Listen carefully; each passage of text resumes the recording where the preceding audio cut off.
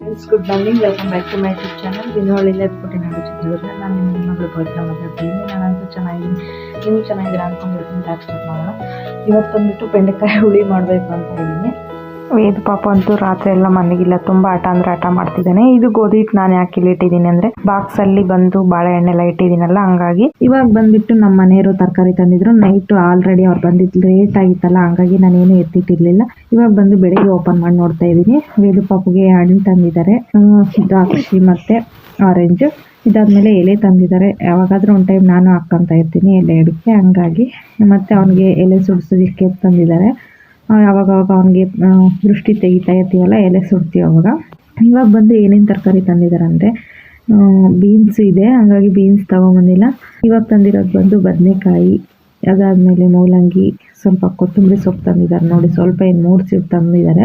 ಅದಾದಮೇಲೆ ಜವಳಿಕಾಯಿ ತಂದಿದ್ದಾರೆ, ಅಂದರೆ ಕೆಲವೊಂದು ಕಡೆ ಗೋರಿಕಾಯಿ ಅಂತಿರಲ್ಲ ಅದು. ಶುಂಠಿ ತಂದಿದ್ದಾರೆ, ಇಷ್ಟು ತಂದಿದ್ದಾರೆ. ಬೆಂಡೆಕಾಯಿ ತಂದಿದ್ದಾರೆ. ಇವತ್ತು ಬಂದುಬಿಟ್ಟು ಬೆಂಡೆಕಾಯಿ ಹುಳಿ ಮಾಡ್ಕೊಳ್ಳೋಣ ಅಂತ ಇದ್ದೀನಿ. ಇದು ಬಂದು ನಿನ್ನೆ ವಿಡಿಯೋ, ಶನಿವಾರದ ವಿಡಿಯೋ ಇದು ಕವರಲ್ಲೇ ಬಿಟ್ಬಿಟ್ರೆ ಸರಿ ಹೋಗಲ್ಲ, ಹಂಗಾಗಿ ಎಲ್ಲ ಹೊರಗಡೆ ಎತ್ತಿಡ್ತೀನಿ. ಅದಾದಮೇಲೆ ಅಡುಗೆ ಮಾಡ್ಕೊತಾನೆ ಎಲ್ಲ ಸ್ವಲ್ಪ ಒಲೆ ಮೇಲೆ ಸಾಂಬಾರಿಗೆ ಅನ್ನಕ್ಕೆ ಇಟ್ಟ ಮೇಲೆ ನೀಟಾಗಿ ಜೋಡಿಸ್ಕೊಂಡ್ರೆ ಆಯಿತು ಅಂತ ಹೇಳಿ ಹಾಗೆ ಬಿಡ್ತೀನಿ. ಇವಾಗ ಬೆಂಡೆಕಾಯಿ ಎಲ್ಲ ಹುಡುಕೊಂಡು ಫಸ್ಟು ಬೆಂಡೆಕಾಯಿ ಹುಳಿಗೆ ಎಲ್ಲ ರೆಡಿ ಮಾಡ್ಕೊಳ್ಳೋಣ. ವೇದು ಪಾಪು ಕಾಟ ಮಾಡಿರೋದ್ರಿಂದ ಸ್ವಲ್ಪ ಲೇಟ್ ಆಯಿತು ಇವತ್ತು ಎದ್ದೇಳೋದು, ಹಂಗಾಗಿ ಇನ್ನು ಎಲ್ಲರೂ ಮಲಗಿದ್ದಾರೆ. ಇವಾಗ ಬಂದುಬಿಟ್ಟು ಬೆಂಡೆಕಾಯಿನ ನೀಟಾಗಿ ವಾಶ್ ಮಾಡ್ಕೊಂಡು ಅದಾದಮೇಲೆ ಕಟ್ ಮಾಡ್ಕೊಂಡು ತೊಳಿತೀನಿ ನಾನು. ಕೆಲವೊಬ್ಬರು ಹುರಿದ್ಬಿಟ್ಟು ಆಮೇಲೆ ತೊಳಿತಾರೆ, ನಾನು ಹಂಗಲ್ಲ. ಇವಾಗ ಏನು ಫಸ್ಟು ಕವರಿಂದ ತಕ್ಕೊಂಡೆ ತೊಳೆದು ಅದಾದಮೇಲೆ ಕಟ್ ಮಾಡಿಬಿಟ್ಟು ಹುರ್ಕೊತಾ ಇದ್ದೀನಿ. ಇವಾಗ ಇನ್ನೂ ಎಣ್ಣೆ ಸೇರಿಸಿಲ್ಲ, ಸ್ವಲ್ಪ ನೀರಿನ ಅಂಶ ಇದ್ದರೆ ಲೊಳೆ ಥರ ಆಗುತ್ತಲ್ಲ, ಫಸ್ಟ್ ಆ ನೀರೆಲ್ಲ ಡ್ರೈ ಆಗಲಿ ಅಂತ ಹೇಳ್ಬಿಟ್ಟು ಹಾಗೆ ಬಿಟ್ಟಿದ್ದೀನಿ. ಆ ನೀರೆಲ್ಲ ಡ್ರೈ ಆದ ತಕ್ಷಣ ಸ್ವಲ್ಪ ಎಣ್ಣೆ ಹಾಕ್ಬಿಟ್ಟು ಇವಾಗ ಫ್ರೈ ಮಾಡ್ಕೊತೀನಿ.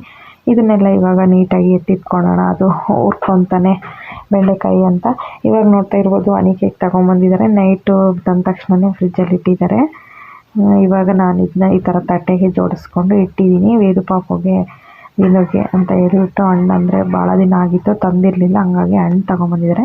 ಇವಾಗ ಬಂದು ನಾನು ಬೆಂಡೆಕಾಯಿ ಹುಳಿಗೆ ಯಾವ ಥರ ಅಂತ ಹಿಂದಿನ ವೀಡಿಯೋದಲ್ಲಿ ಈ ಥರನೇ ಸ್ವಲ್ಪ ಕಡಲೆ ಮತ್ತು ಕಾಯಿ ಇಲ್ಲದೆ ಇರೋದ್ರಿಂದ ಸ್ವಲ್ಪ ಕೊಬ್ಬರಿನೇ ಹಾಕ್ಕೊಂಡಿದ್ದೀನಿ. ಇದಾದಮೇಲೆ ಬೆಳ್ಳುಳ್ಳಿ ಹಾಕ್ತಿದ್ದೀನಿ. ನಮಗೆ ಕೊಬ್ಬರಿಗಿನ್ನ ಕಾಯೇ ಚೆನ್ನಾಗೆ, ಏನು ಮಾಡ್ತೀರಾ ಕಾಯಿ ಇಲ್ವಲ್ಲ, ಹಂಗಾಗಿ ಕೊಬ್ಬರಿ ಹಾಕ್ಕೊಂಡಿದ್ದೀನಿ. ಇವಾಗ ಬಂದುಬಿಟ್ಟು ಹೆಚ್ಚಿಟ್ಕೊಂಡಿರೋಂಥ ಈರುಳ್ಳಿ ಮತ್ತು ಹಸಿಮೆಣ್ಸಿನ್ಕಾಯಿ ತೋರಿಸ್ತೀನಿ ನೋಡಿ. ಹಸಿಮೆಣ್ಸಿನ್ಕಾಯಿ ಬಂದು ಉದ್ದಕ್ಕೆ ಸೀಳು ಹಾಕ್ಕೊಂಡಿದ್ದೀನಿ. ಇವಾಗ ಬಂದುಬಿಟ್ಟು ಇದು ಕರಿಬೇವು ಕಿತ್ತಿಟ್ಕೊಂಡಿದ್ದೀನಿ.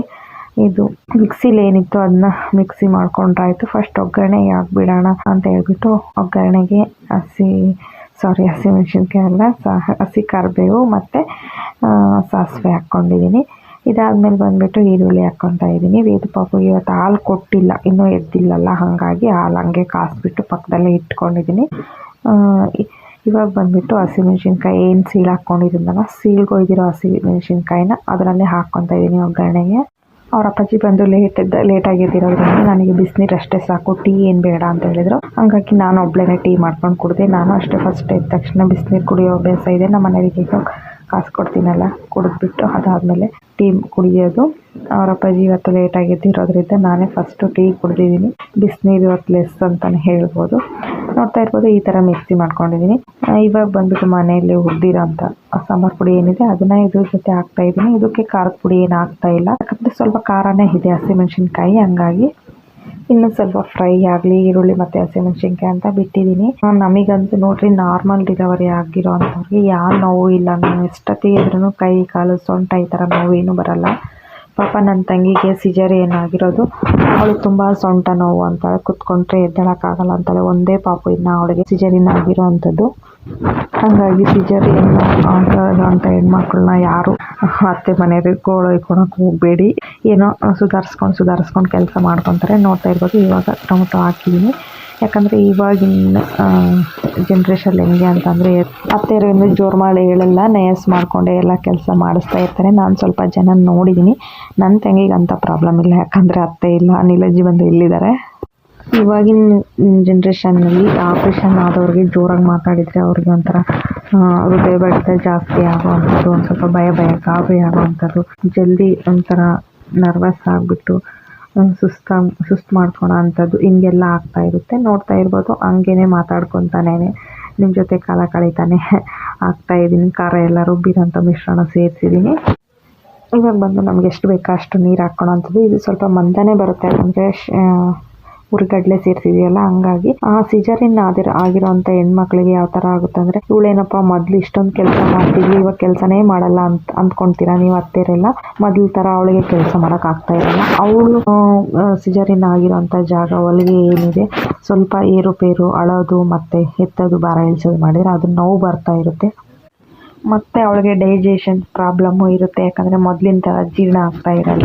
ಕೆಲವರು ಇದೇನು ಹೊಟ್ಟೆ ಬರೆಸ್ಕೊಂಡಿದ್ದಾಳೆ, ಕೊಬ್ಬು ಹಂಗೆ ಹಿಂಗೆ ಎಷ್ಟು ತಿಂತಾಳೆ ಹಂಗೆಲ್ಲ ಮಾತಾಡ್ಕೊತಾಳೆ. ನೀವು ಅಂಥವ್ರ ಮಾತಿಗೆ ಇಗ್ನೋರ್ ಮಾಡಿಬಿಡಿ. ಇವಾಗ ಬಂದುಬಿಟ್ಟು ಸಾಂಬಾರು ಚೆನ್ನಾಗಿ ಕುದ್ಮೇಲೆ ಬೆಂಡೆಕಾಯಿ ಫ್ರೈ ಮಾಡಿರೋ ಅಂಥದ್ದು ಏನಿರುತ್ತೆ ಅದನ್ನು ಹಾಕ್ಕೊಳ್ತಾ ಇದ್ದೀನಿ ನೋಡಿ. ಹಿಂಗೆ ಕೆಲವೊಬ್ರು ಭಾಳ ಕೆಟ್ಟದಾಗೆಲ್ಲ ಮಾತಾಡ್ತಾ ಇರ್ತಾರೆ.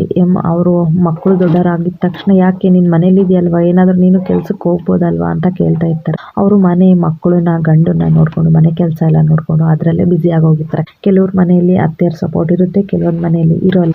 ಅದನ್ನ ಜನಗಳು ಲೆಕ್ಕ ಹಾಕ್ದೇನೆ ನೀನು ಯಾಕೆ ಮನೇಲಿ ಆರಾಮಾಗಿರೋದು, ಹೋಗ್ಬೋದು, ನೀನು ದುಡಿಬೇಕಲ್ವಾ, ಹಂಗೆ ಹಿಂಗೆ ಅಂತೆಲ್ಲ ಮಾತಾಡ್ಕೊತಾ ಇರ್ತಾರೆ.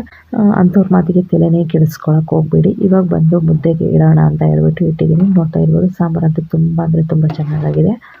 ಎಂದು ಹೇಳಕ್ಕೆ ಇಷ್ಟಪಡ್ತೀನಿ ಅಂದರೆ, ಸಿಜೇರಿಯನ್ ಆಗಿರೋ ಅಂಥ ಹೆಣ್ಮಕ್ಳು ಏನಿಲ್ಲ ಅಂದರೂ ಒಂದು 5 ವರ್ಷ ಆದರೂ ಅವರಿಗೆ ರೆಸ್ಟ್ ಬೇಕಾಗಿರುತ್ತೆ. ಯಾವುದೇ ಒಂದು ಹೆವಿ ಕೆಲಸ ಮಾಡಬೇಕಂದ್ರೆ ಪ್ಲೀಸ್ ಅಂಥವ್ರಿಗೆ ಯಾರೂ ಮನೇಲಿ ಅತ್ತೆ ಇರೋ ಅಂಥವ್ರಿಗಾದರೆ ಟಾರ್ಚರ್ ಕೊಡಬೇಡಿ.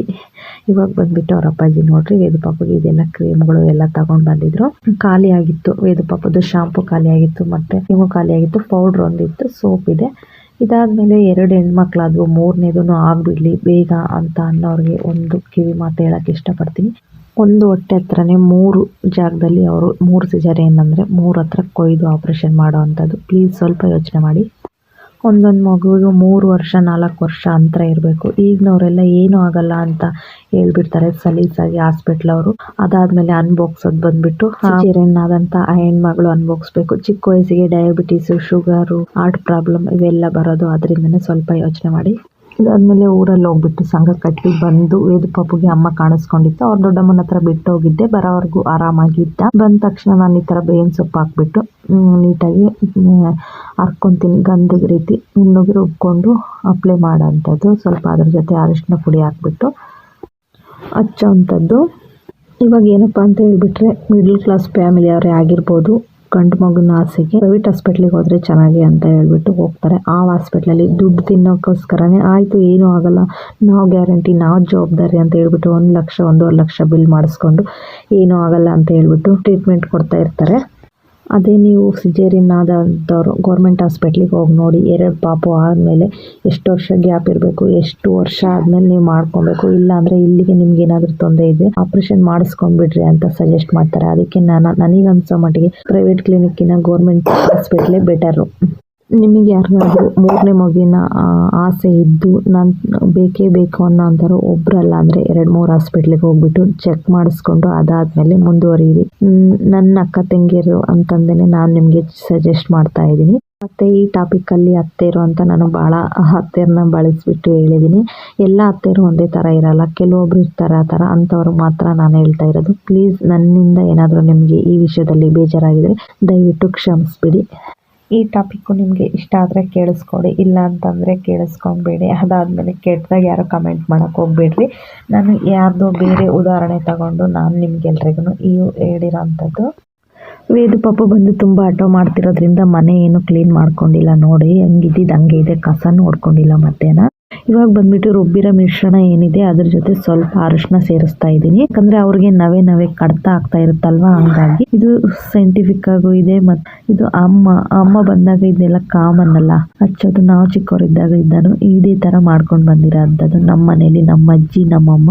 ಹಂಗಾಗಿ ನಾನು ಅಷ್ಟೇನೆ ಇದನ್ನೇ ನೋಡ್ತಾ ಹಾಕ್ಕೊಂತ ಇದ್ದೀನಿ ಅರಿಶಿನ ಪುಡಿನೇ. ಇದು ಕಡ್ತಕ್ಕೆ ಒಳ್ಳೇದಂತಲೇ ಹೇಳ್ಬೋದು. ಮಾಮೂಲಾಗಿ ಯಾರಿಗೆ ಕಡ್ತ ಆದ್ರೂ ಹಚ್ಕೊತಾರೆ. ಅಂಥದ್ರಲ್ಲಿ ಅಮ್ಮ ಬಂದರೆ ಅಮ್ಮನ ಹೆಸರು ಹೇಳ್ಬಿಟ್ಟು ಅರಿಶಿನ ಮತ್ತು ಬೇವಿನ ಸೊಪ್ಪು ಹಚ್ಚೋದು ಕಾಮನ್ ಅಂತಲೇ ಹೇಳ್ಬೋದು. ನಮ್ಮ ಕಡೆ ಈ ಥರ ಹಚ್ಬಿಟ್ಟು ಒಂದು 1/2 hour ಬಿಟ್ಟು ಅದಾದಮೇಲೆ ಅಜ್ಜಿರ ಹತ್ರ ಸ್ನಾನ ಮಾಡಿಸೋವಂಥದ್ದು. ಎಣ್ಣೆ ನೀರು, ಸ್ವಲ್ಪ ಔಡ್ಲೆಣ್ಣೆ ಮತ್ತು ಅರಿಶಿನ ಮತ್ತು ಬೇವಿನ ಸೊಪ್ಪು ಹಾಕ್ಬಿಟ್ಟು ವೇದ ಪಾಪುಗೆ ಇವಾಗ ಸ್ನಾನ ಮಾಡಿಸೋವಂಥದ್ದು. ಇದಾಗಿತ್ತು ಫ್ರೆಂಡ್ಸ್ ಇವತ್ತಿನ ವಿಡಿಯೋ. ಈ ವಿಡಿಯೋ ಇಷ್ಟ ಆದರೆ ಒಂದು ಲೈಕ್ ಮಾಡಿ, ತಪ್ಪದೆ ವಿಡಿಯೋ ಯಾರ್ಯಾರೆಲ್ಲ ನೋಡ್ತೀರಾ ಸಬ್ಸ್ಕ್ರೈಬ್ ಆಗಿಬಿಟ್ಟು ವಿಡಿಯೋ ನೋಡಿ. Thank you for watching.